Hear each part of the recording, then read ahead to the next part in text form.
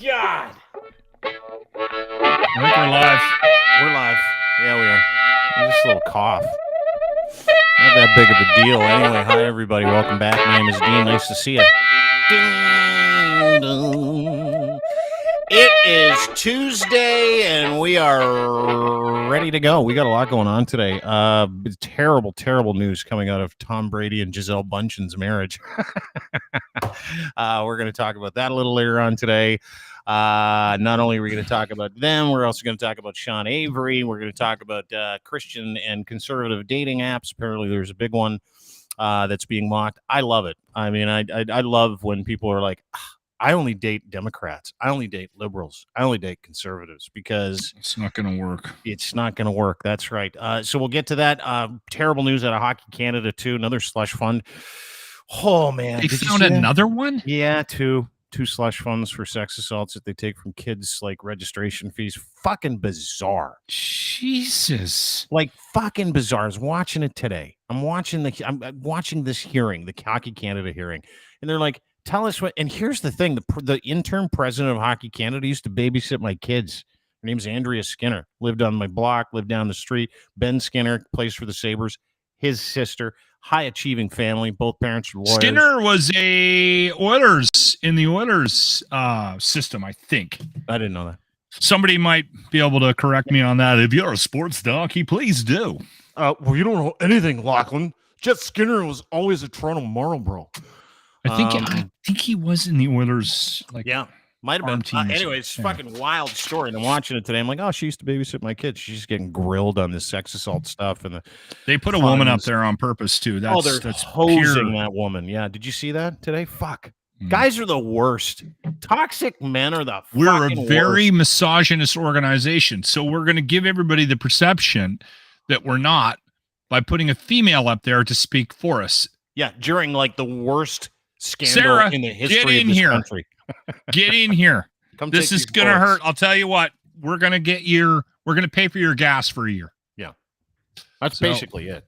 Yeah. Go in there and Anyway, it's just a fucked up story. But we'll get to it a little later on because it's important. I think, the stupid identity that we have in this country where hockey is more important than anything else. It's like, fuck. Well, and then the other thing that I heard today was that one of the excuses that they used was, there's sexual assault in other sports as well. Yeah. Yes. But I doubt there's too many gang rapes. That's what it's fucking. I'm watching it today. You know what? Let's just bring our guest in because we're going to talk to her about Jeremy Mackenzie too. Tammy Robert out of Saskatchewan, ladies and gentlemen. Tammy's back at Tammy Robert on Twitter is where you can find her. She's got a great little Substack called Our Sask, which is great. But Tammy, you're following. You and I were tweeting back and forth, or DMing or whatever, texting this Hockey Canada scandal shit, right? Mm-hmm. To your point, and us sitting here talking about it, you knew there was one slush fund that they used to pay off sexual assaults over the last 40 years. Everybody freaked out. Everybody lost it. Kids' registration fees. You've got kids that play hockey. I have kids that play hockey. I've paid into that. So my hockey fees went to pay for sexual assault settlements over the past 20 years. Awesome. But what do you make of it as like a woman? What do you make of it as a female? Because this is like the all-time prototypical example of an all-boys club protecting themselves from the terrible things all boys clubs do, right? In my opinion. But what do you make of it as a female? I mean, completely unsurprised. I'm far less shocked, I think, than amused that they tried to hide a second one. We're not dealing with rocket scientists. That's one of my favorite sayings. You'll probably hear it a lot, and it truly applies at Hockey Canada. I mean, their job at the top in that organization, based on what I've seen in my interactions with them, is simply to protect their existence. Mm-hmm. If they did their jobs, and I know their jobs because, sport governance isn't unique to Hockey Canada, football organizations, a number of organizations. And Lachlan is right. I don't think you see the level of sexual abuse or assault, or at least misogyny in other junior sports that you do in hockey. I'm not going to say it's, exponentially different, but I know when I was with Football Saskatchewan, we put a huge focus on training our players, including our female players, you know, to be better than this. Well, and that's the thing that I think is the reasoning why, the reason behind why everybody on any level of management with Hockey Canada needs to be gassed immediately. Right now, yesterday, everyone gets fired and you start from scratch and you rebuild the culture in that organization. And then hopefully top down, that has an impact on the culture of hockey as a whole, because it's disgusting. And there's so many stories out there of parents and young men and women not getting involved in this sport because they're disgusted by the environment of it. And I'm not just talking about the sexual assault. I'm talking about the culture. And I mean, I saw it when I was a kid, and it was bothersome. Just, I mean, I was watching mothers have fist fights in the stands over calls on the ice. That you tend right? Like, I mean, and listen, it's gross. It's gross. And you know what? We've made fun of it, and there's videos out there, and I've watched them. Hockey Karen videos are the best. Yes. It's gross what we've allowed. And for them to sit there and not see that if they have a fund that tries to get players out of trouble, two funds, that on some level from the public would be perceived as engagement, as in encouraging the activity. They're idiots. They're complete morons. I can't believe, and name the fund whatever you want to name it. At the end of the day, you put money aside to deal with your shithead players doing awful things to people. Which says it's okay. And we wrote about it today. Hockey Canada has a second sex assault slush fund funded from kids' hockey registration fees, because of course they do. The details, real simple. Globe and Mail uncovered this. Great work from the people at the Globe and Mail. There are still people that do good work in traditional media. Several years after Hockey Canada began using player registration fees to build large financial reserves known as the National Equity Fund to cover sexual assault claims and other lawsuits, it channeled a significant portion of that money into a second multi-million-dollar fund for similar purposes, known as, quote, the Participants Legacy Trust Fund. Clever. The reserve was created by the organization and its members with more than $7.1 million from the other National Equity Fund, the other sex fund. The money was earmarked for matters including but not limited to sexual abuse, according to Hockey Canada documents obtained by the Globe and Mail. The trust, with its vaguely worded name, is another example of a large financial reserve created by Hockey Canada and its members to member branches to cover sexual assault claims, among other things, with funds gathered from hockey registration fees without willfully disclosing to parents and players how their money was ultimately being used. This is kind of a neat part. The Globe first reported in July Hockey Canada used a little-known reserve called that National Equity Fund, built through player registration fees, to settle a $3.55 million lawsuit this year led by a woman who said she was sexually assaulted by several members of the 2018 World Junior Championship team. Gang rape. Out of London, Ontario. She was gang raped. Yes, sir. Gang rape. Was. So, yeah, all that money. Do we have that problem in the swimming club? No, probably gymnastics, probably, but not to this extent. This is two multi-million-dollar funds, one which they had uncovered, lied about the next one. The Globe and Mail then uncovers this one, and now there's a huge hearing on Capitol Hill, and I was watching it today, and the interim president of Hockey Canada is a nice young lady named Andrea Skinner, who sat there just getting her teeth kicked in by MPs over and over and over again. When did you know about the fund? What were these funds used for? Why shouldn't everybody involved in Hockey Canada not be fired? Like over and over and over and over again. But to your point, Lachlan, and to Tammy's point earlier, they spent millions, $9 million over the past 20 to 25 years. That is the current number, $9 million, settling no fewer than 20 to 21 different sexual assault suits. $9 million. I'm assuming that doesn't cover their internal costs as well. Probably not. You won't get change there without buy-in from the NHL. You won't you're saying the NHL has to get involved in this. Exactly. So they're complicit. Who does the same fucking thing? Remember Kyle Beach? Jesus fucking Christ. They do the same shit. And here's the other thing. Where do those World Junior players go? Where does Hockey Canada learn it from? Yeah. These they're all connect. These people all know each other. These guys all know each other.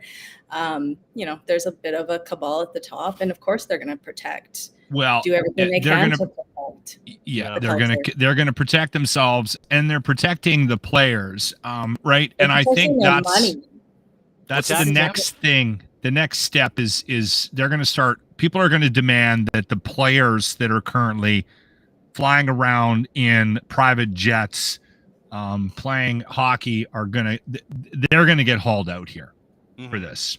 Mm-hmm. I think that's the next step. We're going to start hearing about the players that were involved with this. As they should. I mean, if you look at it from an outsider's perspective, this is to them. These millions and millions of dollars that they held in secret slush funds that they took from kids' registration fees, that was them planning on this being okay. That was them saying, you know what, we're going to need that money to cover for these kids if they rape a girl. So let's keep the rape fund open. They went to court to keep the rape fund open till 2039.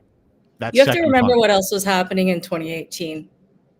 What's that? Right around that was the year of the Broncos accident. In fact, when that incident allegedly happened was between the accident and our the first home opener. So, at that point, the hockey, especially the junior hockey worship in Canada was insane.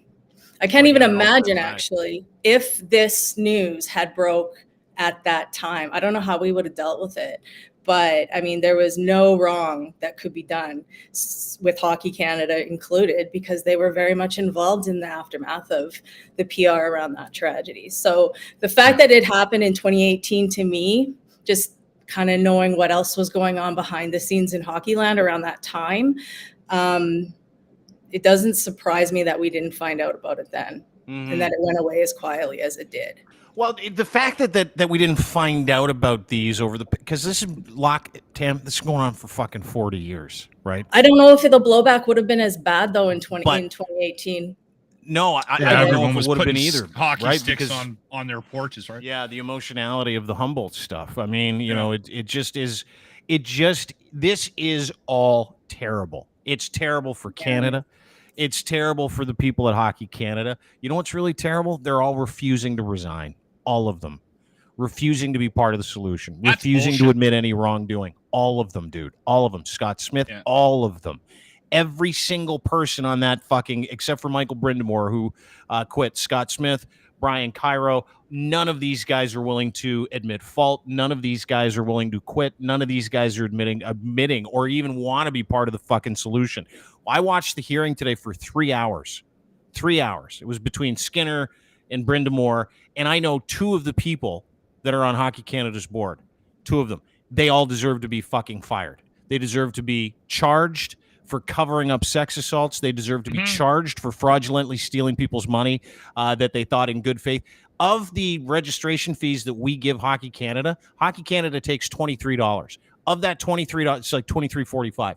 Of that $23.45, $13 went into those funds. Over half of the money that Canada took went into those secret slush funds. Over half. Well, that's not the only revenue that you pay if you enjoy hockey that goes to Hockey Canada. If you go to a junior game, those teams are paying into those funds as well by way of insurance and whatnot. So, if you like hockey, if you participated in it economically, you were funding that. Well, and the other thing is and again, this isn't about the fans, but it kind of is. I've said this out loud for forever. If you're upset about the cost of a hockey ticket, stop fucking paying $300 for a nosebleed hockey ticket. Yeah. Watch the games at home. Stop spending $375 on the new jersey every year. And the reason why these organizations are making so much money, everyone goes, I can't believe how much they're charging. Oh my God, the Raptors were in town. That was the other thing. Everyone was complaining. I found out that they played after they played. Of course but you did. Everyone was like, I can't believe how much they were charging for the tickets. Guess what? Every seat had a bum in it for that game. Yeah. These organizations are not dumb. It's supply and demand. And I mean, this year, the Edmonton was hosting the World Junior Tournament that was postponed from last year. I didn't go. No one else did. I watched the gold medal game. That was it. Yeah. I watched the game at the end. That was the only game I even watched. I didn't even watch the fucking gold medal game. I didn't watch it at all. We played the clip from it where that Marchman kid scored the goal. Mason. Yeah, is it Mason Marchman? What's his name again? Mason. I just remember the guy keeping it out of the net. Yeah, that was it. Mason McTavish. And it's like I've never been less tuned in because I've been so fucking grossed out by all this stuff, like super fucking grossed out. McTavish didn't score the winner though. It was another kid that took it the winning down. Save. Yeah. He just backhand, forehand, and he knocked it down front. But anyway, I wasn't interested in any of it. I wasn't. And here's the other part of this that fucking makes me sick is that my kids' money went to settling gang rape lawsuits. Now, I wonder when the class action suits will start. Should start anytime. Yeah. I'm thinking about it. I'm thinking about getting in on it. We should start it. We should start one. Everybody that's ever donated or ever had to give money to Hockey Canada, just so little Jimmy can go on the ice and learn how to skate with a little fucking skate trainer and all that stuff. Is coming out Timbits, like Timbits, 4 or 5 year olds, their hockey fees went to pay sexual assault fees in this country. That's how much we like our fucking hockey. Is that we thought that was okay for generations. Smells like it. Tammy, doesn't that smell like a lawsuit? Yeah, I mean, I think that by at the same time focusing on the economics of this takes the focus away from the victims. And I think that's really, really important here because not only is there, the victims in these cases, but there's without a shadow of a doubt tens of thousands of women across Canada who have at some point had a run-in that she didn't enjoy in relation to a junior hockey player or team. Guaranteed. So, I think that damage, I don't know how to quantify that. Do you like that damage matters? Yeah. Well, which should all be part of it. Yeah. Sorry. The one issue with that though is I would hate to, and that's the one thing that I kind of agree with the statements that I've been hearing. I've been keeping like not close tabs on this, but occasionally it's been, we use that money to pay off these women, to settle out of court, to keep them out of the public eye, to protect them and protect the crest. Well, yes, but I also think that there is an element of protecting the victim as well. If it's her choice to not have her name in the press or people talking about her, knowing what she went through, that's her decision. And if it makes more sense for that individual to take the money and walk away without the notoriety that this would bring, especially now, can you imagine? Then that's going to be something that everyone has to respect. Yeah. Right. No, that's a great point. Across the country. Yeah. I mean, that's, to me, that's important to that these women, if they I don't know how you would even wrap your head around dealing with that, going through what you went through and then becoming, fodder for the press and yeah. She's paid to sign an NDA that doesn't protect her, it protects the team and the organization. She's paid for that. So, I mean, yeah, that's her choice. She can take that money and do whatever the fuck she wants with it. But the money is not just to protect. The money is to protect Hockey Canada and the hockey player. I'm not naive in that, Tammy. I understand that. But what I'm saying is I'd hate to see these women go through more stress and anguish just for the sake of breaking down this organization, right? I think brave ones will. Very strong women to step up and deal with what, because you and I both know, everybody knows that if they put themselves out there, what's going to come back? Unfortunately, we live in that world. Oh, for sure. Yeah, we live in a world where someone says, hey, listen, I'll be courageous and I'll speak up against my abusers, and all of a sudden they get pounded on Twitter, being called a whore, or being called a puck bunny, all that other stuff, which, you know, when you have no information, you've just got people standing up for a sport and a crest. They're really standing up for is the toxic male white privilege that we're seeing on display in that hearing. Speaking of which, lots of that going on out west, which is why Tammy's here. Tammy is covering for us and for herself in our Sask Substack, by the way. Tammy Robert, you can go and read all about it. And she wrote a great piece for us at deanblundell.com this morning about Jeremy Mackenzie, the curious case of Jeremy Mackenzie. Two things that can be true at once. Now, this is a fucking weird story, and it gets weirder by the day. Tammy was in court with Jerry yesterday. What is your take on what happened? Because you wrote a great piece, and the things that can be true at the same time, there were several of them. What are those, and what did you make of kind of that experience yesterday? Because we're trying to figure out a bunch of different shit as it pertains to him getting arrested, why he's there, and what this means. Okay, so, I mean, I think that there's there's so many different layers to this. What happened is he was charged with 4 counts of I think one's assault, one's only mischief. To be quite honest, they're not the most world-rocking charges here in Saskatchewan that you could face. But he's facing 4 of them that were laid against him in July of this year in Saskatchewan for a weapons training. I don't know why we're calling it a shooting party. It was a weapons training event outside Saskatoon for Diagolon. There it is. So Jesus Christ.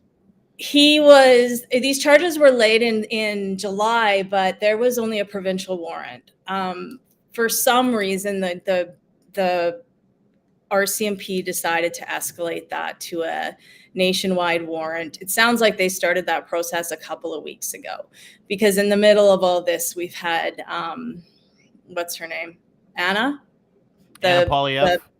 We've had that little hiccup for Jeremy as well. I don't want to minimize it, but I mean, the guy has had a really rough, and I mean, certainly brought them on himself couple of weeks. Fast forward anyway, like I said, a couple of weeks ago, the RCMP upgraded that to a nationwide warrant, and he found himself in Saskatoon yesterday facing these 4 charges. And that's weird for a number of reasons. The first reason is there was no reason to fly him from Nova Scotia to Saskatoon for that first appearance, or really any. I don't know how many, maybe the trial, but certainly I myself, after, going through that court, if you're on remand not personally, but witnessing it, if you're on remand in Saskatoon, they're not driving you to the courthouse. They're zooming you in from remand. So if they're not bringing people from up the street, I'm hard pressed to understand why they're bringing people from across the country. So, and the law enforcement are people that I've talked to and in the legal community have all sort of agreed that it's super weird for that to have happened, and likely involves something greater. And then the other weird thing is that now that he's here, he's being held until Friday for a bail hearing. That's weird because it's 5 days. Like, I'm sure I heard them saying something about Wednesday, which would be more normal. Normally, if someone comes in for a first appearance and can't be released the same day, they have to go through a bail hearing. And sometimes that can be done the same day, and sometimes it has to be done, say, the next day. And so in this case, I'd heard the judge reference Wednesday, which would have made sense. But when we came back from recess, suddenly it was Friday. So there was an asshole making way too much noise in this courtroom. So there was shit that I couldn't hear, but I didn't hear anything to explain why they bumped it back 5 days. So for whatever reason, the RCMP want Jeremy locked up here in Saskatchewan, at least until Friday. And I suspect that I don't think more he's charges. More charges coming.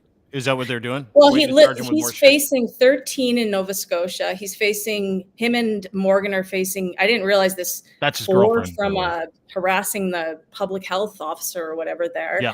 So that's 17. Then he's facing these 4. So he's 21. This is adding up. And then he's facing the charge in Quebec that the warrant is out for. So what's the charge in Quebec for? Do you know what the charge is? That's Quebec? for uttering threats. Oh, that's where this Trache guy comes in. Yeah, we have a full bingo card here. Pretty big. Yeah, it's a lot of charges. I'm new to all these guys. Like, I've never heard of any of them. I'd heard of McKenzie, and I've heard of James Top just because I've seen the pictures. Yeah. But I'd never heard of them. I've never heard of Brian Trache. I don't care about the peripherals that much, but Jeremy I find pretty fascinating. Yeah, he is. He's incredibly fascinating. I mean, the stories are more fascinating as we continue to kind of. Sorry, Tam, what was that? What were you saying? I said I find him fascinating, but in a fucked up way. And I said that's probably goes for both of us. He probably thinks it's fucked up that I find him fascinating too. Yeah, well, he is. I mean, this is a guy who, because there's a whole bunch going on here, right? There's obviously the admitted charges that he has been charged with, which are fucking significant and big time. 21 charges, a bunch of firearms related charges, waving a gun in someone's face, threatening to kill people, mischief charges, assault charges. I mean, there are so many different charges this guy's charged with that if you look at the powder keg behind the comments that he said about Pierre Poilievre's wife, I can understand why they're like, you know what? Fuck that guy. Let's go get him. And then on top of that, the alleged plan to kill cops in Coots at the Alberta crossing. The RCMP don't take kindly to that, right? You can threaten a lot of people in this country. We can all threaten each other. They don't care about that anymore. But you threaten a man or a woman in uniform, or you have a plan or an alleged plan, or they uncover. I mean, fuck. There are a million reasons why this guy probably should be in lockup and probably shouldn't be allowed bail. But I find it all very strange that it all happened almost immediately after he made sexually threatening comments about Pierre Poilievre's wife. I can't see it taking 10 days for the RCMP to issue a nationwide warrant. We're kind of fucked if that's the case, because I feel like those need to be a bit more immediate. Or you would think they would be. Yeah. I'm seeing a comment about his bail hearing scheduled to be 2 hours long, so that's why it was put over till Friday. No, it wasn't. I mean, you can have a bail hearing the next day that lasts all day. I sat through one for 5 days a couple of weeks ago. You don't know how long they're going to take when they start, and I mean, it's courtroom space in Saskatchewan, believe it or not, isn't exactly like we're not on a premium here. We've got plenty of it because we've got plenty of shit to deal with. Fascinating. I still don't want to believe that the threats to Pierre Poilievre's wife was the reason why all of this is happening now. I don't want to believe that. I understand why people are putting those together. I just think that this has been something that's been like, listen, the courts are so fucking backed up right now that everything is taking so much longer, and a lot of things are being thrown out because they don't have time to deal with it. They don't have the resource. They don't have the staff. Like, it is a complete mess. And I think that that's what's going on here. People are getting, I don't want to believe it. But dude, that kind of makes this even more interesting to me, because if courts are backed up that much and they're like, fuck, get him in here now, right? Get him in here now. Yeah, exactly. I think they've gotten to a point, though, Dean, where it's just like, okay, listen. Enough. We got to expedite all of this, and we have to get it dealt with now. This guy's got how many charges here. This is, I think this is also a case of this hand not talking to that hand, and that I was just recently dealing with a legal thing personally, and it's from when you pulled your balls out in public, right? No. Oh, different. It's different. Yeah. So anyway, I'm just having a conversation with. Instead of Tim Hortons drive-through, not a big deal. The people, Wendy's. Sorry, Wendy's. No, I'm kidding. Anyway, the laws are so different from province to province, and things happen at different speeds in different provinces, and it just, I got the sense that my lawyer had to call another lawyer in another province, and then that person's talking to this person, and we don't know the rules here, and they might be different.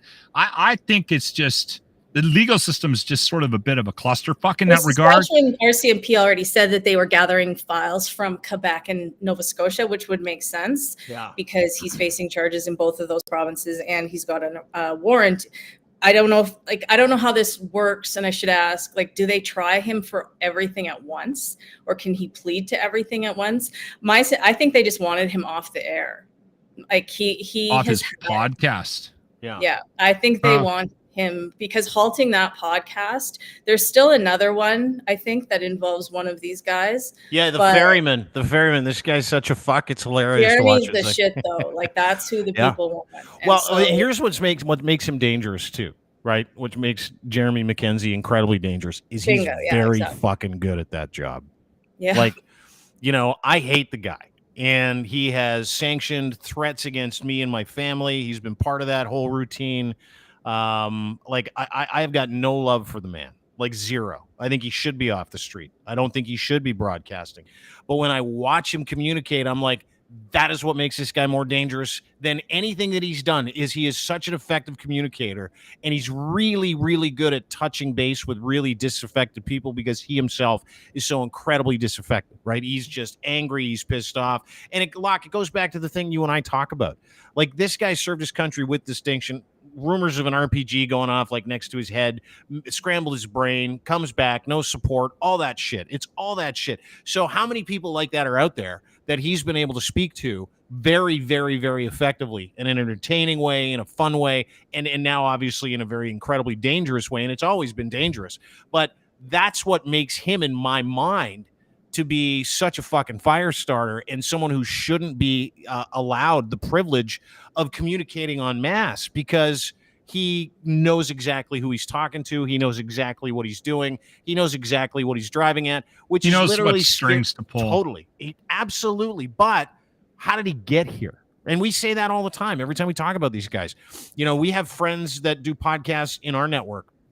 Fire for Effect podcast, Army Chris, great guy. I've had several conversations with him about the lack of support. He just is built differently, and he wanted to get help for himself. Jeremy Mackenzie didn't want any fucking help, so he was allowed to bake and continue to run around and act like an asshole and do weapons training in Saskatchewan and allegedly assault people, pointing guns at people, threatening to kill people, and he does so with impunity. Nothing has stopped him to the point where he was like, fuck, I'll just take a strip off Pierre Poilievre's wife and say one of the most disgusting things I could possibly say, just to up the ante to see what I can do.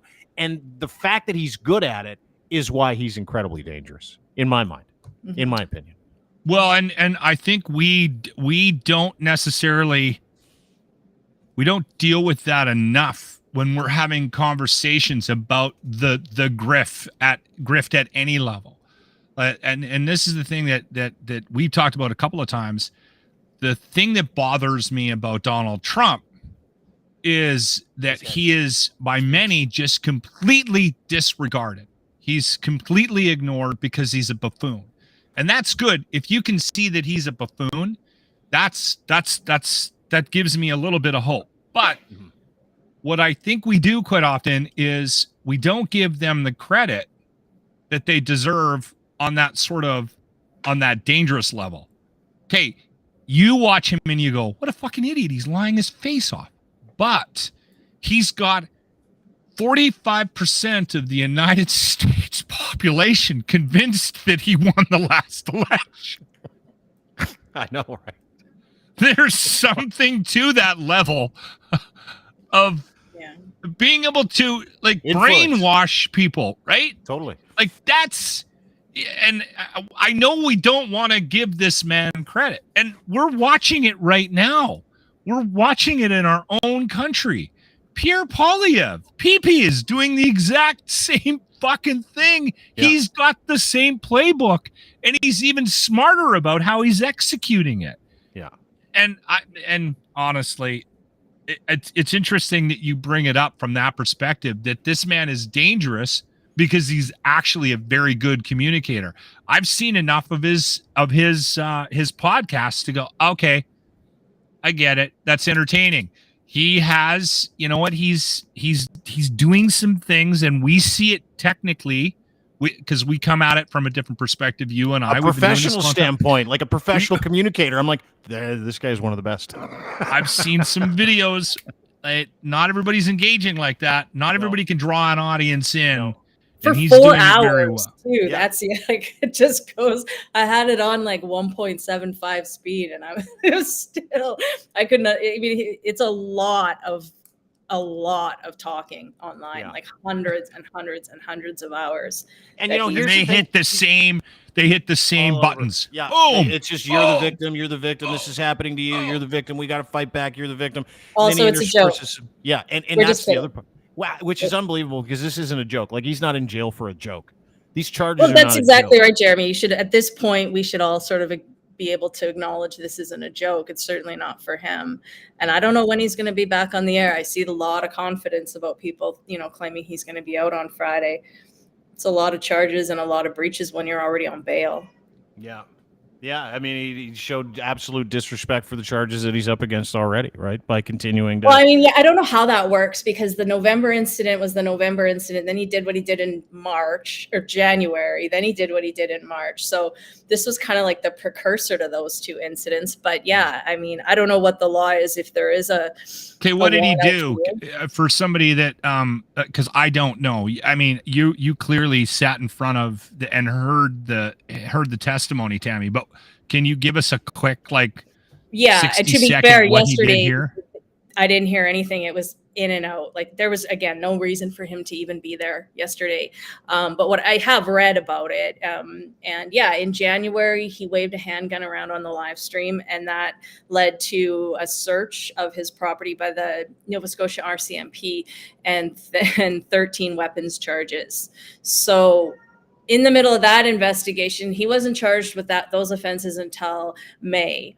In the middle of that investigation, him and his partner, Morgan, there was a protest outside of, it sounds like a public health official's home in Nova Scotia. Okay, and I remember this one. Yeah. Yeah, they were arrested and charged with 4 charges on that in March. And then he was charged in May for his weapons offenses from January. Then in July, he was charged with the offenses stemming from November. So yeah, he kind of got charged almost in reverse. And that's assault. The November stuff is assault, right? Yeah, that's the alleged incident that involved I think it was his then girlfriend at the time. He beat her up. Yeah. Yeah. And to be honest, those facts from what I glean, I understand that, the individual who's sounds like the only witness to this thing, as he was named in court yesterday, his role or the way he sees himself in this is going to be subjective, I think, probably on a daily basis. But, he's going to have to, there's a lot hinging on him and his name is out there. And it's just a really, it reminds me of Saskatchewan. Like these people all know each other and there's not that many of them. Related. I shouldn't laugh. Is the guy you're talking about the guy that keeps reaching out to me to get Dean? Yes. Okay. All right. Yeah, you guys can have him. I'm good with what I wrote. I looked at it again. I mean, I think it's pretty straightforward. You either turn on someone because you hate them or because of reasons that I'm not going to get into because they're worse.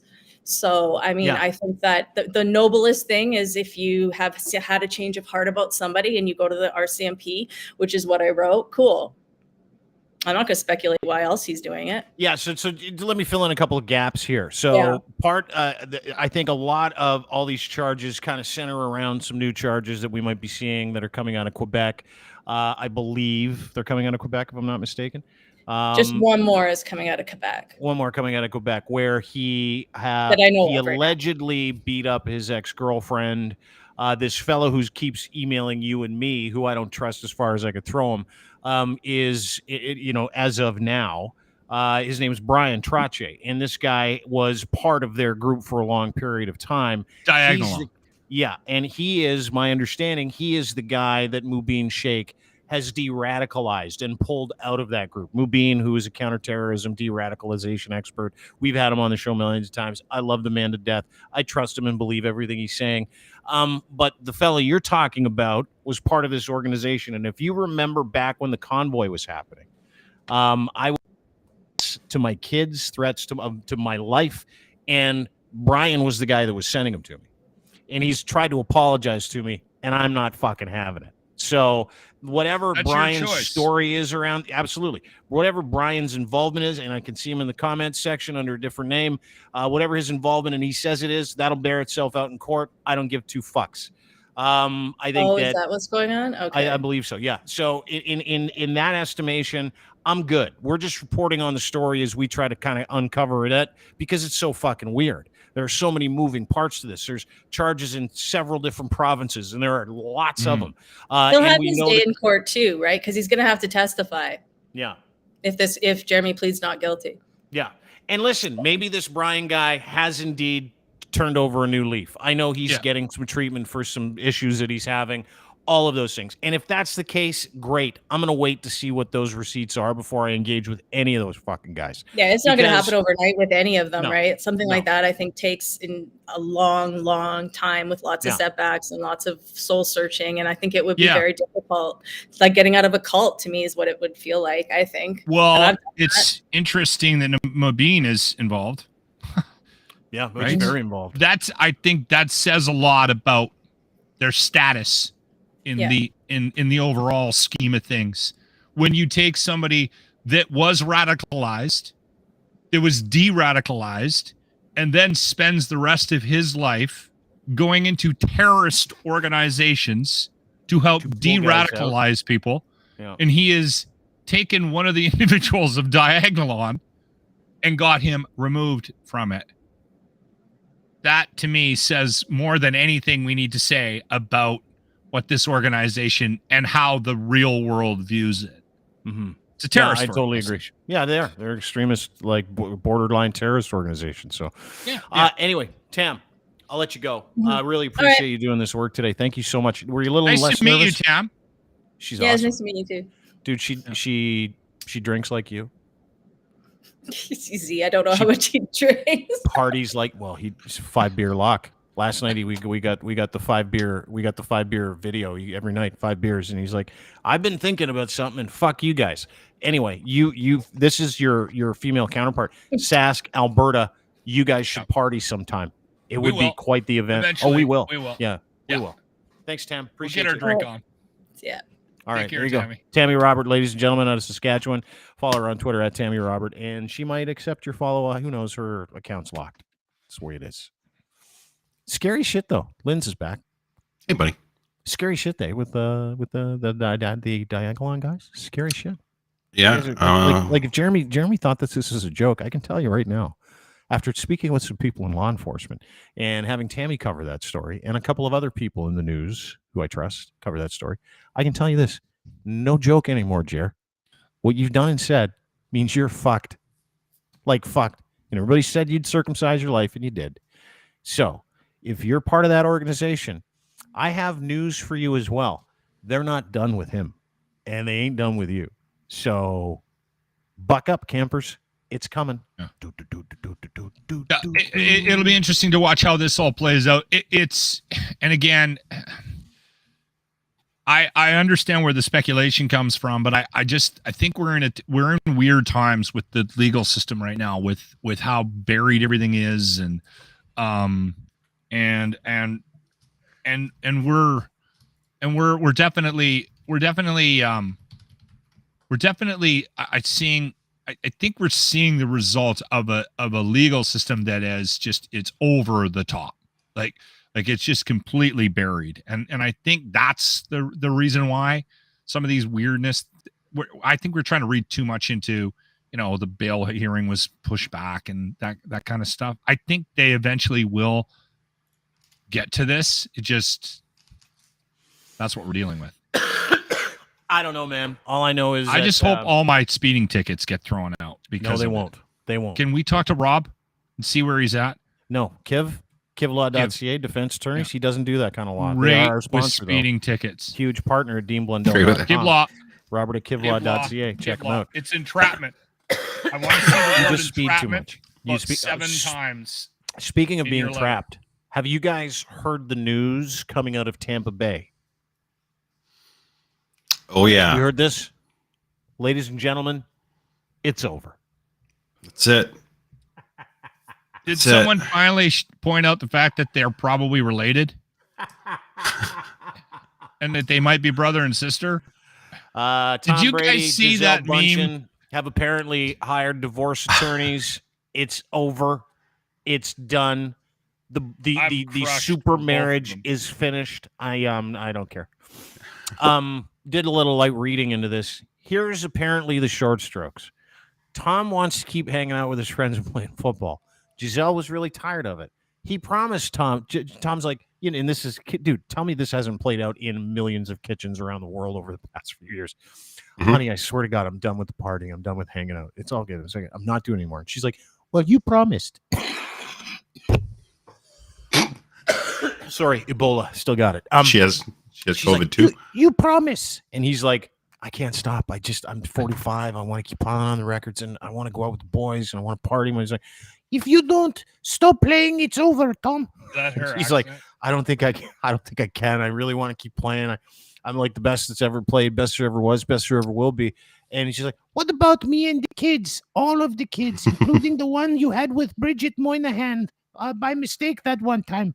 We need you too. And he's like, forget it. I need to keep playing. So they apparently, before the season, remember he took an 11-day hiatus from the team during training camp. He and his wife flew away. He was on The Masked Singer.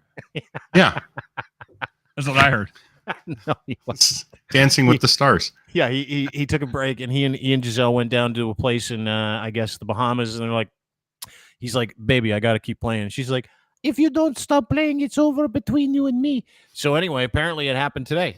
Tom Brady and Gisele Bundchen have called it quits. According to Page 6, previously revealed the couple have been living separately for the past couple of months following an epic fight. Yes, these people have our problems too. Now they're apparently looking at dividing up their multi-million-dollar empire, saying, quote, I never thought this argument would be the end of them. It looks like it. One source tells Page 6, like you can believe anything Page 6 tells you. Here's the rub. He's asking her for alimony because he makes way less than she does. She makes more? Probably. She makes about 250 mil. He makes about 180 mil. And he's like, loser. I can't live on that. And I'm like, Tom, go get it. Go get it. That's funny. The funniest thing I've seen in the last funniest sports thing I've seen in the last year had to have been that meme. And I don't know if you can find it, but it was the picture, and it would, because he's had some work done. Tom Brady's had some work done. Like he looks like he spent the summer also doing plastic surgery. And there was a picture of him where the light sort of caught him, and he was like kind of looking a little like this. And it said clearly someone trying to draw Kevin Bacon from memory, because it did have a bit of a Kevin Bacon look. It did. I do. I remember seeing that as well. And now I can't unsee it when I see him in every picture. My pants. I sent that to Ray immediately. Shit, that's so funny. It's from a Twitter account by Emerson Lodzia Jr. And the tweet is fucking all world, by the way, to your point. This is fucking awesome. This is great. It looks like someone tried to draw Tom Brady from memory, or Kevin Bacon from memory, but it's Tom Brady. I'm waiting for it to load. Let's go. Where is it? It's still not loading. Can you do it? Can you do this commentary in the Gisele Bundchen voice again, though, while we're waiting? Tom, I don't want you to play football no more. Tom, you have to come home and make love to me. How fucking dumb is that? How much does he love football where he's like Gisele Bundchen, the hottest chick in the history of chicks, is like, stay home with me, Tom. Do me all day long. I want you to do me forever and ever. Probably the voice that turned him off. He's like, baby, I got to play football. I don't know a man on this planet who would be like this. Gisele Bundchen, locker room showers with 300-pound lineman. Gisele Bundchen. I don't know, man. Here's the tweet. Tom Brady looks like someone drew Kevin Bacon from memory. That's brilliant. That's probably one of the funniest tweets I've seen. But let's be serious. You're Tom Brady. You can still play, dude. He Yeah. house on fire, even though he lost to the Chiefs last week. No big deal. Wild card, fuck it, whatever. Yeah, and your wife is Gisele Bundchen, and she makes way more than you, and you're allegedly happy. Are you like? What's the choice here? Are you trying? What are you What's trying the to do choice here? here? What? I know Stop. everybody's gonna go. Stop. Yeah, hey, listen. Stop. Show me a hot chick, and I'll show you a guy who's sick of her shit. I get that Yeah. part of it too. Yeah, What are you totally. trying I to- understand. Yeah, You're I get trying to get me to say something I'm going to regret. You're gonna do I it. just said it for you. Yeah, actually, show me. I know the old saying, and it's not that the saying isn't "show me a hot chick and I'll show you a guy who's sick of her." It's like "show me a hot chick and I'll show you a guy who's sick of banging her." That's the actual saying. Maybe I just say for old work Tom kit. really Oh. likes the locker Oh. room. I see what you're saying. Oh, okay, I get it. I don't. And who think cares? that's the I'm not case. judging. I don't Right? think that's the case. You are don't think judging. Giselle's Actually, that's why you said it. Do you think Gisele could be a beard? I don't think so. Well, But that'd be a very expensive beard. Yeah. Well, she makes more. I can't believe the money 250. thing. She's That's worth crazy. 250. He's worth 180. He's getting 40 million from Fox the second he leaves. Yeah. But what a fucking idiot! Like I had all kinds of respect for. Will Tom he be Brady good? until his Will last- he be a good color guy? I don't even think he. No, I don't think so. I No. don't even think he gives a shit. to You be ever honest hear him with you. talk? Yeah. That's what I thought. Yeah. He sounds like an idiot. Yeah, sounds like he's got peanut butter in his mouth. Is what he sounds like. He's a bit of a It's true, actually. Yeah. He's a bit of a Earlier, nerd. you were making him sound like He's a Teddy dweeb. Pendergrass, but you're right.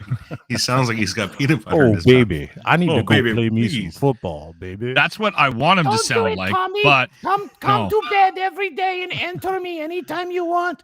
But baby, Some- I love me the locker room too much. I gotta go back. He's from Georgia. She's from Poland, I Yeah. guess, in this scenario.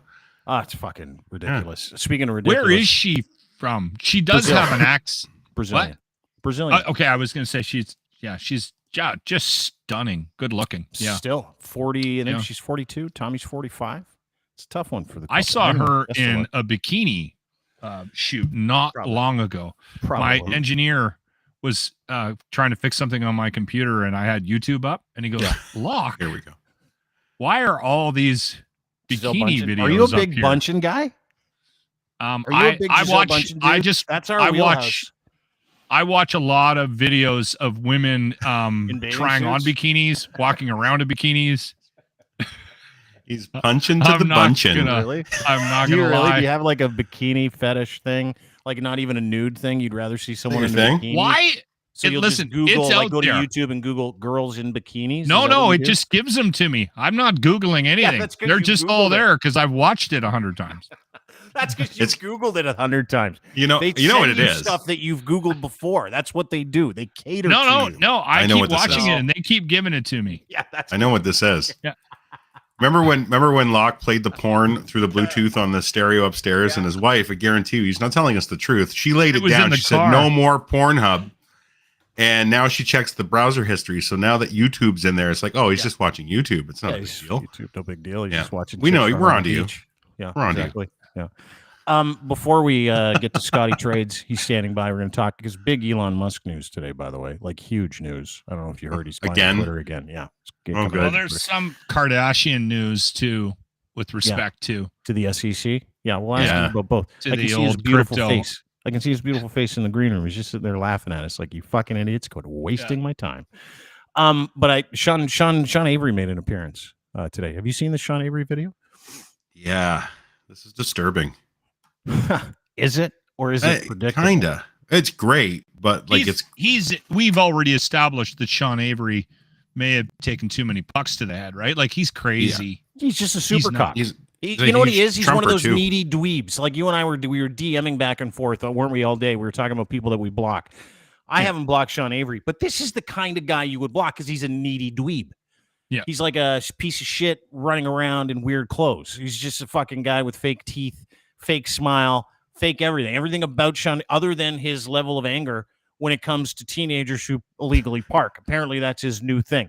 His And by the wheelhouse. way, yeah, this is his wheelhouse. This and bikes, but this happened yesterday in Los Angeles.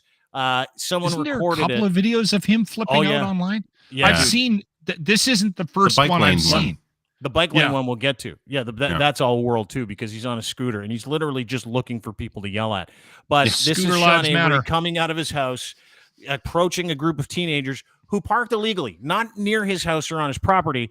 They were just parked in the wrong spot. So, like most absolute fucking loserific former NHL scrubs who never amounted to anything, Want to be bylaw officer. he decided he wanted to become a bylaw officer, but they come with some physical threats. Let's all watch this together. Whose car is it? I don't know, but we've already told one of your buddies, so don't play fucking dumb. They're like not it's our like, cars, oh, bro. whose car is it? They're not our cars, bro. What's your issue, man? What's your problem? What's your problem? What the fuck are you gonna do? What's your problem? What are you gonna do? What's your problem? The next time one of you guys park your cars there, I'm gonna snap your windshield wipers Are you off. crazy, boss? 100%. Are you crazy? 100%. Ask around. Are you nuts, bro? 100%. What's going on? I relate to Don't this speak to people on like a this. number of levels. They're little Like, kids. You don't talk to little kids like What that. are you gonna do? I would. You don't talk to little kids like Don't that. I'll park give you illegally. the first one. You can kick me or you can punch me. No, I'm not going to These punch kids, you. Did you hear that? He's like, What the "I'll give you fuck?" The first one, he says to the kid, you can kick me or you can punch me. So now he's challenging these kids to a fight. These are kids. I'm okay with all of this. Hang on, just wait. Let's listen I to it. support because all of it. No, you don't. He gets aggressively more dumb as the fucking conversation goes there's a on. no You don't parking talk to sign. people like that. You don't talk to people like that. Don't park there then. Ignore it. Ignore it. Ignore it. Don't talk to people like that. So when you see, how's a car supposed to get out of the driveway? Just answer a logical question. The parking side, no parking signs on that side of the street, which means it's illegal to park on that side of the street. Come and explain this to me, because that no parking sign that you're parked No, I under. can just move it, Well, bro. that's good. It's not a big deal. You want money? You want like? No, I just want you to use your fucking Want money? Because you're gonna have to do it in life. Yeah. And have an ounce of fucking In life, respect you for have to people. yell at people in life like Yeah, that for that's no the only reason, way- and that's then the only threaten way to hit people them, get it through their and head. then threaten to hit them. That's their only way they get it through their head. What's up with your chip Dude, on you're your shoulder? too fucking short to actually I'm like too short, try and so now challenge it's about my anyone. height. Just Now it's shut about up. my height. I've dealt with this for a week, and I don't even Yeah? live here. Oh, you don't live here. I'm watching Where- this house. Where do you live? 2 streets over. Oh, 2 streets over. Yeah. Why don't you go back there? Because I'm here right now. Oh, because you're here right now. I'm here Okay. right now. Yelling at people. Yelling This is at my fucking beat. lazy assholes that don't want to fucking do the right thing. That's so good. First feel of all, for- the I feel close-ups for on his him. crotch reveal why he's really mad. He has probably just a tiny penis in there. Number one. Number two, I know, Lachlan, you identify with this. This is beyond the pale. He is not even living in that neighborhood. He's house sitting for somebody, and he's lying about actually living 2 streets away because what he does is he Airbnbs his life now because he's broke ass. So there he is. At an Airbnb telling these kids they can't park there because there's a parking sign, and these kids inform him that's for the other side of the street, and he's still going on about it, and he's still being an asshole, and he's not done being an asshole. Bro, you got an open invitation. You got an open invitation. Ask around, you little fucking. You too. The next time you park there, I'm gonna snap your windshield wipers. What's your problem, bro? Don't even let me. I don't care. I'm fucking here right now. I'm here right now, bro. Bro. So quick here. If you just ask. No, just don't do it in the first place. You stupid fuck. Hey. Just don't do it in the How first old are you? place. 16. I don't give a You're fuck. swearing at a 16? Do you think I give That's a not shit, your bro? kid? I'm 16. If this was my kid, I'd have him. I'd pull his fucking hair into the house, and I'd tell his dumb fucking friends to go home. That's what I'd do if this was my kid. Really? Yeah, bro. You ain't gonna do shit, okay? No? You know what So I'm gonna just do? stop walking You know what I'm gonna do? towards me. I'm not walking towards you. You know what I'm gonna do? I'm gonna send this video over here to my friend with 10 million followers on TikTok. You're gonna be famous. Go ahead. You're gonna be famous. Go Google me already, you little gonna- fuck. Yeah? Go What am I fucking- Googling? What's your name? What are they censoring? Was he being racist? Is that why they censored it? Well, it's TMZ. They probably censored some of the language. Well, he said I fuck. don't He know was if- saying fuck throughout the whole video. Yeah, I don't know. So- I can't speak to that. I And got I'm not about to. yeah, say honestly, that he was if he wasn't. it is. If they are, let's say they are in the wrong spot, and they are blocking traffic or blocking getting in and out. Yeah. I'm fine. I condone his behavior. I knew you would. Of course he would. You would. I was watching that video today. This going, this is coming awesome. from a guy who had neighbors that would park and block Oh, my that's driveway. right. Yeah, I forgot. that's not what these guys were doing. And Are Sean you doesn't even sure? fucking live there. He literally believes it's his job to enforce bylaw. He's Batman. Okay. I mean, maybe it's a little over the top, and Sean Avery is insane, but Dude, that's your I'm house. You're feeling- talking about I'm your house. He's feeling- not even living there. He's just fucking I there. feel for people. Like, And he brought There- all that there's a angst into lack his of life. respect. There's a lack of respect. They literally, for about a month or two, we had my neighbors right over here. They're park and they parked in front of my house, but then block my driveway. So I have to drive over my own grass to get out of my house. The humanity. Like, it drove me nuts, and That it I was get. happening. And That's and not what's happening honestly, here. This They guy didn't cut even their live there. grass. I He had to doesn't call live the there. cops. I had to call the cops.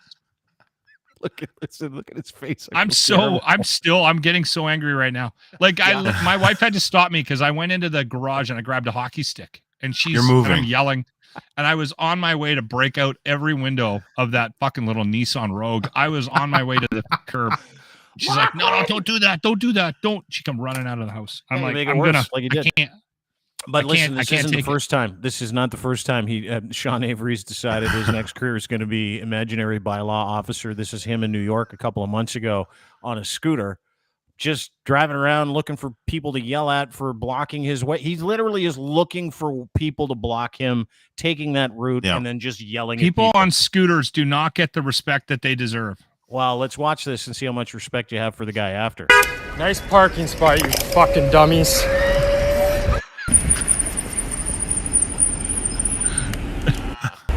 What the fuck is wrong with you? You dumb fuck. This is the bike lane. He's on his scooter. What the fuck are you gonna do? You ain't gonna do shit. You dumb. Oh my god.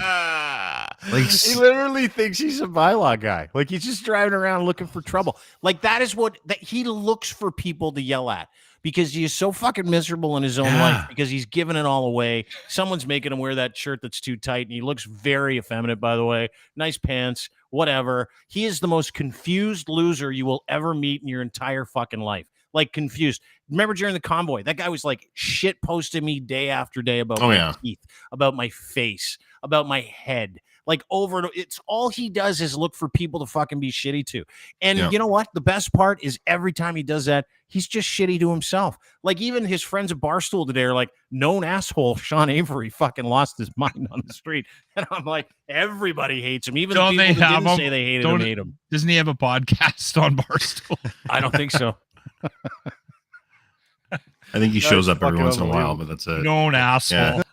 Yeah, known asshole. Speaking of known assholes, Scott Trades joins us. ladies and gentlemen. Hey, say what you will about Elon Musk. He's not ripping off people's windshield wipers. He'll send his robots to do that. That's true. Scotty, how are you today, buddy? Scott is the host of the Hot Wallet podcast. He's a stockmarketmentor.com. He's a financial guy. He keeps an eye on Bitcoin and the markets and buying the dip and all that other stuff. And we have a nice little fun DM relationship back and forth. Last week, he sent me a clip of someone pulling their hair out, and he's like, "Get out of the market." I go, "Depression coming?" He goes, "Doesn't look great." And I'm like, "Fuck, this is awesome." So anyway, I want to talk about the markets because there's been a big splash, big crash, and the word depression is getting thrown around a lot. I want to talk about that real quick. But I also want to get to Elon Musk. What is this news that just came out this afternoon that said Elon is now interested in purchasing Twitter at that original price after all the shit? What is going on? Well, it's not that he's interested. It's actually happening, Dean. You know, I was on your show a few months ago, it feels like, and I came out and I said, you know, Elon says what he's going to do, and then he does it. So it is happening. They filed the proper paperwork, and the stock rocketed today. So it closed at about $52. and it looks like the price that Twitter is going to be bought for is 54.20, because Elon loves 420. So this is a big day. You know, it's a big day for freedom. It's a great day for the edit button. It's a great day for the future of Twitter. It's a bad day for the woke mob and the bot army. And, you know, it's just another, like I said, another example of whatever Elon says he's going to do, he does it. So it's happening. We are going to the moon. We're going to Mars. We're taking flamethrowers. We're driving electric cars. And it doesn't matter how many women he needs to impregnate along the way. That's right. It's happening. You got it. Yeah. Okay. I read this very differently. I read that somebody sat him down and went, it's going to cost you less to buy Twitter than deal with the lawsuit. So he just went, all right, and cut his losses. That's what I heard. Well, and these are the rumors. Twitter stock spike. This is about an hour ago. Stock spikes as Elon Musk offers to buy for original $44 billion price. Of course, yesterday he went off on a tangent going, let Russia have parts of Ukraine. That he got massively ratioed by literally the rest of the fucking world, got angry and said it was all bots. But while all this was going on, which I found really fascinating, Scott, maybe you could explain. There are text messages that have been released in court documents, and he was about to get hosed. Like, we were about to see a litany of texts and private messages. Yeah, dude. Joe, like, there are a lot of things at stake here. It doesn't look like, Scott, and I could be wrong, it doesn't look like how you've expressed this purchase is going to go through is a legitimate expression of faith. What it looks like is Elon Musk is scared shitless of having to pay more during a lawsuit and his private life being come out. He basically just said, fuck it, just buy it. I don't want people to know. This is kind of like a rat in a cage. Yeah. Yes. Yeah. So cornered, what is it? Painted Does that into a not, corner. What's that? Yeah, Ryan's right. Painted into a corner. Is that not more of an accurate reflection other than your rah going to the moon, Dogecoin? I almost bought that, Elon. by the way. Yeah, me too. I was close. It was so good. Yeah. Well, you know, I mean, all I can say is he's dancing right now. You know, you see him behind me. This is a live video, live shot of Elon right now. And so I don't know about any of the personal stuff. I did read some of the texts between him and the CEO, the current CEO, who I'm sure is not going to be CEO for much longer, through of Twitter. And I thought that they were pretty boring and pretty normal and just looked like, you know, Elon was trying to get him to do things and get him to kind of give him an update of what's happening. And then at one point, I could tell that Elon was getting very frustrated because at one point he just says, what have you done today? You know, I've asked you to do these things. What have you done exactly? And so I don't know about any of the personal stuff or any of the personal details. I just know it from the finance side where it does look like the purchase is going through. So as funny as I'm trying to be with my rah going to Mars and stuff. Terminator 2. Yeah. By the way, did you guys see the robot? Did you guys see the robot? When they went after the guy that created Skynet? Yeah, I saw the robot. The AI robot that Elon Musk has created for mass production. You're talking about this I love how they show it watering Optimus. plants. Optimus, yeah, is the name of it. 20 grand. What do you make of it? They can pull your arm off. Well, That's the one they have to also walk. water your plants. Yeah, they had to walk it on They stage. had to walk it out. Yeah, it's not really to his robot. credit, you know, he did kind of announce this, and then 6 months later they came out with something. I was honestly surprised that he spent so much money buying Twitter and didn't buy the actual company that makes amazing robots, Boston Dynamics, because Boston Dynamics is currently owned by Hyundai. You know, the car company Hyundai. They own Boston Dynamics, and they make some amazing robotics. And I thought, wow, if he wants to get in this area, why didn't he just buy that instead of buy Twitter? Because he probably could have got it for less than $44 billion. Doors and shit. That stuff's like Yeah, they climb walls and shit. Fuel. Right? Oh, Like if he wants to make actual robots, why not buy a robot company instead of buying Twitter, because I think he could have got it for less. So Things are that's doing kind of my thought there. And it's 20 grand, like 20 grand for one of these robots. Like you could, like if you saw the video, they had to like steady it and stable. You could spend $50, bring your buddy out, get him drunk, and you can walk him to a car, save yourself 19 grand. And it's the stupidest waste of resources and money. And I think Dean said it yesterday. Well, everything that guy does is just to get more of your money and your info, because your info is what's really worth everything in this world now. Yeah, it's all he cares about. Here's the video of them actually introducing the robot. We'll watch it together. It's a lot of fun. Look at this. Just so you know, I would never buy this. If I had 20 grand and they're like, that doesn't even look like it. It just looks like a ghetto blaster with fucking arms. Yeah. Right? And a weird helmet. Apparently it can do like everyday shit. That's the goal, is they want it to be able to, like, as Locke said, water your plants, open the door, take the dog for a walk. Yeah, but when they were asked, like, what can it do now? They're like, not a lot. I'm like, that doesn't even fucking look like, I watched the Boston Dynamic videos. Those are real robots, to your point. These things are just like fucking gears. It looks like some university kids made it for like a bot battle or something. Looks ridiculous. Still terrifying. Again, it's an early rendition of it, and so I get that. But I would, again, prefer, like, you don't see Apple come out and announce a half thought up product, and so that's one thing that came to mind for me of like, okay, it's cool to see like a company's thought process, but from a consumer standpoint, you just kind of want to buy the car when it's built, not buy the idea of a car down the road. And so that kind of felt like what he was doing here.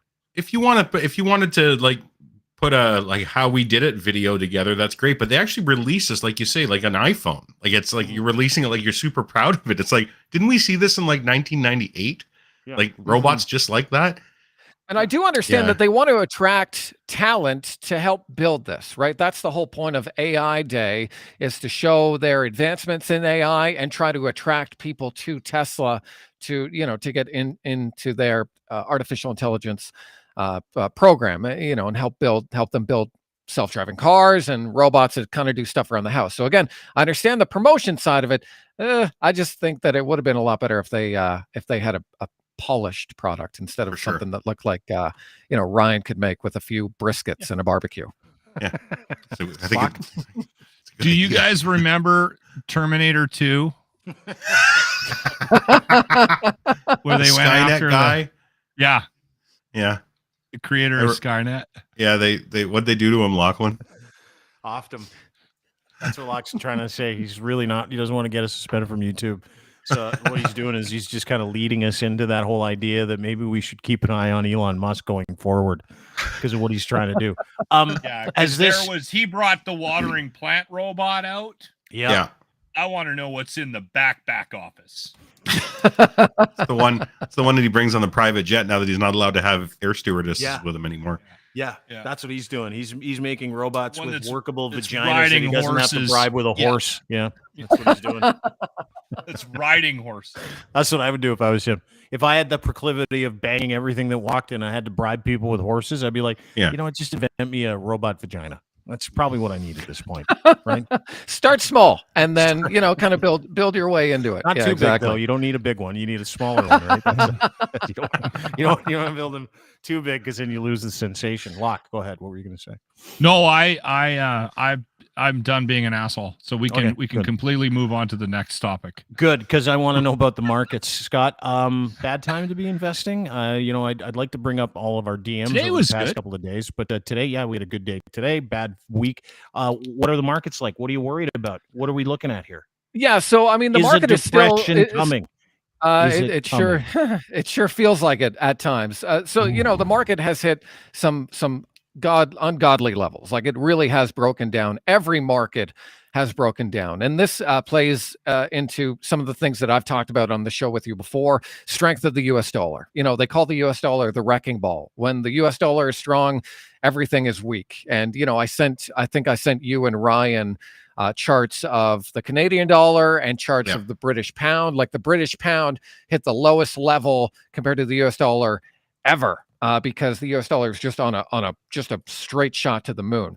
And so it started to come down over the last week and a half or so. And so it came down last week, and it's starting to come down a bit today. And so today and yesterday, we've seen a little bit of a bounce in equities. Bitcoin is still holding around that 18, 19, 20,000 level. So one thing that's interesting, we are seeing a positive divergence right now in terms of Bitcoin, because while the market is making new lows, Bitcoin is not making new lows. And so we are seeing a little more relative strength in digital assets. And so that's interesting to me. And so I've been, to Locke's point, I've been buying some of the dip here because it does look, at least for the short term, that we have a little bit of a support level around that 19, 20,000 zone. All right. I'm just, and dude, so I'm glad say you, this, I'm glad you covered it. Like at where I'm at right now in life, we just bought a house. We're moving. We're downsizing. And I've had to, get some help from some guys and things like that. Just finding out how strong the market, like just the trades and everything is in Edmonton, is encouraging to me. People are working. There's a ton of fucking jobs here, man. Like Alberta is just clipping along. I had a buddy come help me with an electrical thing, and he owns an electric company. I'm like, dude, I need your help. He came over on the weekend, and I'm like, hey, I'll give you a plug on the radio. He goes, please don't. I can't keep up. And 2-3 years ago, He was like a one-man crew, him and another guy, and he was making it, but he was having a really tough go of it. And the last 2 years, last year and a half specifically, he's like, dude, in 6 months, I'm going to be a 7-man crew. He's almost tripled his billing in the last 2-3 years. Like he is just he's turning down work. He goes, I need electricians. I need journeyman electricians. Give me a plug on the radio tomorrow about that. So yeah, there's work here. And just talking to a lot of people, we got painters coming over to give us a quote, and they came here from Ontario. They've been here 6 months. They've been busier than they have in their entire history of their it's just her. She runs the office, and he's the painter. I talked to her last night. She's coming over to the house to give us a quote. She's like, we're so glad we came here. And they were, like I said, they were in Ontario. It just sort of touching base with these people that do these types of projects. Yeah. Is it? Are you doing it? Like, are you getting paid by the Alberta is Jason Calling Kenny marketing campaign? Yeah, dude. Jason Kenny just send you an email. Yeah. And this has not been the case here in Alberta. We took a hit. Like COVID hurt, a lot of businesses, but things are definitely picking up here.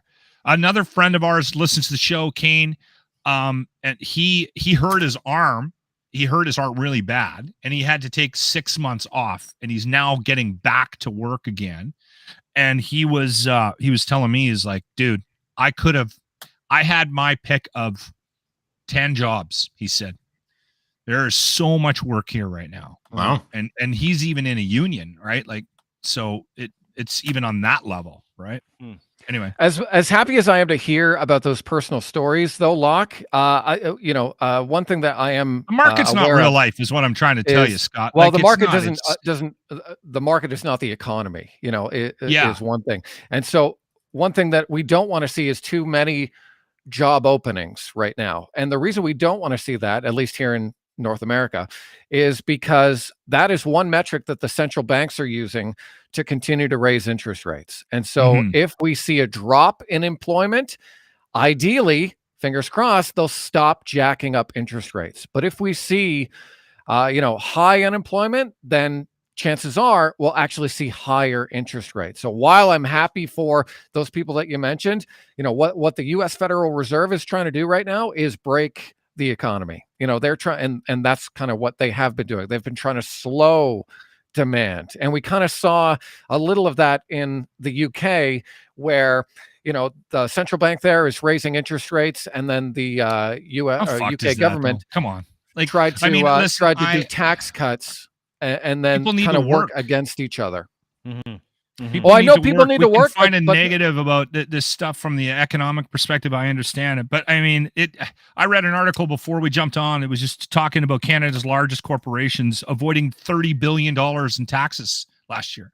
Like that's bullshit. Like we are held hostage by these rules. A lot of us that don't understand. And Scott, you understand it. You're playing in the markets, but it's fucking the normal, the everyday guy. And for me to hear somebody saying we need to have a stop, that there needs to be a slowdown in the demand of jobs, I'm just like, holy fuck, what's wrong? I know with the world it's we so live in? backwards. It's so backwards, Locke. But that's again, that's just based on what they're seeing now, because they want to slow demand. Why do they want to slow demand? Because supply is so short. That's why food prices are jacked up. That's why every price was jacked up, because hot dogs are $15 for a pack of 5. You know, and so the way that they do that, the way that they stop people from buying things that they don't need to buy, for no-name hot dogs, is they make everything else in your life more expensive. They make your mortgages more expensive. They make your debt more expensive. All of this stuff they're trying to make more expensive so that the supply can catch up to the demand. And so I understand what you're saying. I fully agree. And you know, I think that's a crime that get out of the markets, everybody. Companies listen to me. Are just start putting your money into real shit, stuff that isn't fucking imaginary, so that we're not held hostage by this bullshit. Honestly, everybody, get out, get your money, fucking bury it in the backyard. Pokemon, Pokemon cards. Fuck out of all the markets. Just crash the shit. It controls us to the point where, I mean, it's turning everything backwards. The fact that it's not a good thing that Lucy and her husband are fucking busy and working is just bullshit. There's bankers and these fucking stockbrokers and cryptocurrency people, they're fucking destroying the planet. Get out of it. Get out of it. There's lots I'm of I'm so glad I came on today. Scott. Good to see you. Thanks for doing my job, Scott. Scott trades from stockmarketmentor.com, ladies and gentlemen. If you want to learn how to get into the market and use your own money to do so, at Scott Trades on Twitter. His podcast is called Hot Wallet. It's a great podcast as well. It's about crypto. It's about the markets. It's about finance. It's about all kinds of stuff. Real quick, depression. What are we looking at here? Your thoughts. Look into your financial crystal ball. If there is one, what are we talking about? How bad will it get? When does it start? I think we're going to continue to see a slowdown in global economies. So, you know, that's what the Federal Reserve, the central bank in the U.S. and the central bank here in Canada is trying to do. They're trying to essentially manufacture a slowdown. And so if that happens, what's happening now is we're actually having a liquidity crisis where there isn't enough money in the system because everyone's kind of pulled back. And so if this downturn continues to happen, we could get kind of a sharp drop in the markets and really kind of flush everybody out. Now, that would be ideal because right now the market is kind of, as bad as it has been all year, it has been quite orderly, where when we had the pandemic and the COVID crash, we're getting these huge gap downs and huge swipe downs every day. We haven't seen that. We've seen, a lot of people thinking that the Federal Reserve is going to pivot. They're going to slow down their rate of, jacking up interest rates. And then the Fed chair comes out and says, nope, we're going hard. We are going to do this until we break the back of inflation. And so that's kind of what's happening. The narrative hasn't changed, but if they continue to jack up interest rates, something in the system could break.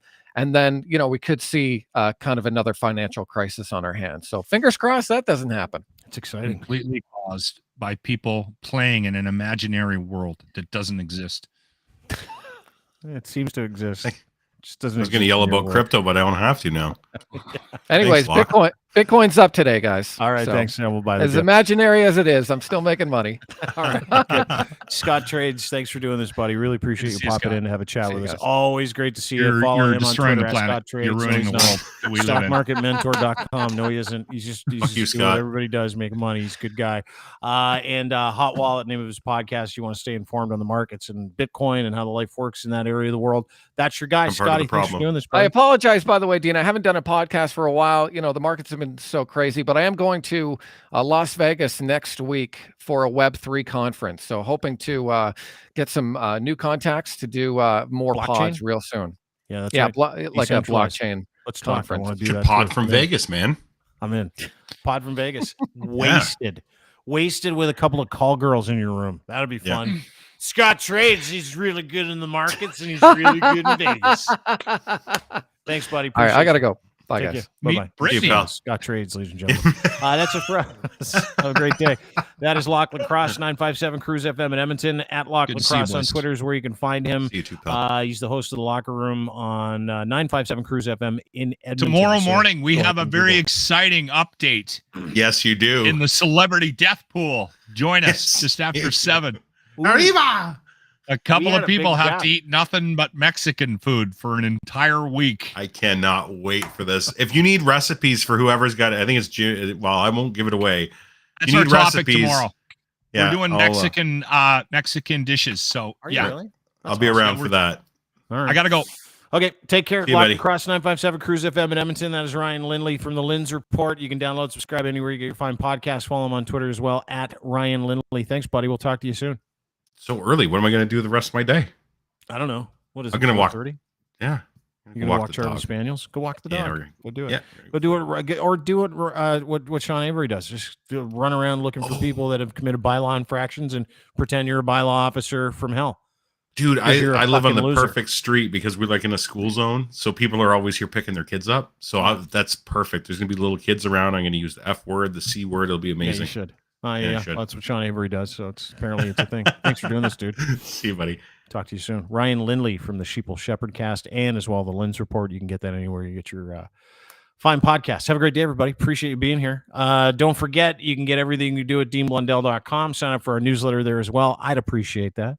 And want to thank our friends and partners, specifically our friends at kivlaw.ca. Are you looking for legal representation? Do you have a legal issue that is hovering over your head that is causing you great consternation? Would you like someone to deal with that for you in a timely fashion that tells you the truth and helps maintain your freedom? Kivlaw defense lawyers are your only stop. Robert at kivlaw.ca. Email him today and get him some information. That's the deal. That's what you have to do. He's the only guy I trust in the legal defense world. So make sure you give yourself every opportunity to maintain that freedom if you're in trouble in Southern Ontario, or if you need some advice and you need someone to walk you through the process that you're going through right now. Robert at kivlaw.ca. Go to kivlaw.ca. Kivlaw Defense Attorneys. Check them out today. Got some great educational stuff on bail and defense trials and criminal trials that should keep you out of trouble as well. He likes to educate people, but go to kivlaw.ca. Robert at kivlaw.ca if you're up against it. Also, thanks to our friends at Easy Auto Financial for making this possible. If you're looking for a vehicle, you need some financing, they're the only place you have to go. That's it. They'll get your financing for free, and then we'll get you the car that you want at the price you want to pay at the dealership that has that car that you have sourced. They'll take care of all the details. It's never been easier to buy a car, never been easier to get free financing, no obligation. Go to easyautofinancial.ca. And, of course, Ed's Fine Imports at his Gitch. We wear them. You should, too. Luxury boxer briefs. Fellas, you need a good pair of underwear. And it's one of those things where you're like, I got a few different. No, you got to consolidate. You got to get Gitch, all Gitch, nothing but Gitch. Gitch3 is your promo code. Go to edsfineimports.com. Order them today. If you order 3 or more, he'll send you a free pair when you use that promo code. He's got a massive online store. Clothing for men and boys at edsfineimports.com, but the Gitch is where it's at. Make sure you order a pair. I'm wearing them now. You can too. Pouch in the front, boxer brief, super breathable, super, super, super soft. And you'll love them. Moisture wicking. Just 2 words that are really important when it comes to that area of the body. And Ed's got you covered. Canadian made. Support a Canadian product. Go to edsfineimports.com. That's it for us, everybody. Have a great day. We will see you tomorrow right here on this very program around 3 or 4 o'clock. Not sure yet. Not quite sure. But we will see you here around then. Be good to each other today. Have a good one. Bye.